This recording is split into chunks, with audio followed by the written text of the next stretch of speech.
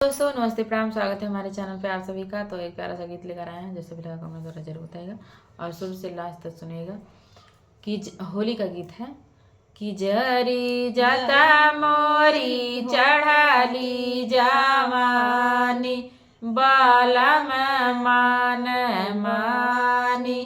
जारी जाता मोरी हो जारी जाता मोरी चढ़ाली जवानी बालम मान मानी।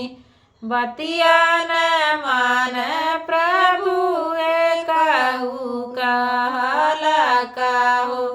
बतिया न मान प्रभु कहू कहला कह। भला अपने न हो भला अपने विदेशवा विराज।